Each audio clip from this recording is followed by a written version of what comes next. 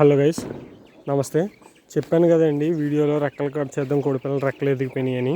ఇప్పుడైతే రెక్కలు కట్ చేద్దామండి. ఈ కోడిపిల్లలను దాన్ని పట్టుకున్నాను. రెక్కలు అసలు ఎందుకు కట్ చేయాలని అంటే, మనం పెట్టే మేత మొత్తం కోడిపిల్లలకి మాత్రమే వెళ్తుందండి. రెక్కలకి వెళ్ళి రెక్కలు ఎదుగుతాలు గట్రా ఉండవు. కొంచెం పెట్టిన మేత మొత్తం ఉండటం వల్ల కోడిపిల్ల కొంచెం పుష్టిగా లావుగా ఉంటుందండి. అంతేగాని రెక్కలు ఏదో కట్ చేసేస్తే మింగీస్లో అవి పట్టుకెళ్ళిపోతాయండి. చాలా జాగ్రత్తగా చూసుకునే వాళ్ళు మాత్రమే కట్ చేయడం చాలా మంచిదండి. ఎందుకంటే రెక్కలు లేకపోవడం వల్ల కుక్కకి, పిల్లికి, మింగీస్కి ప్రతిదానికినండి తేలిగ్గా దొరికేస్తాయి. రెక్కల్లాగా ఎగరలేవు కదా.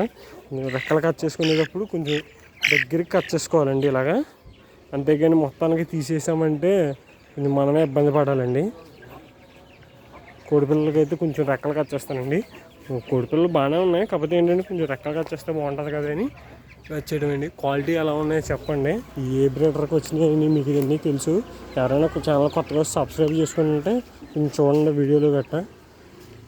Thank you for watching guys.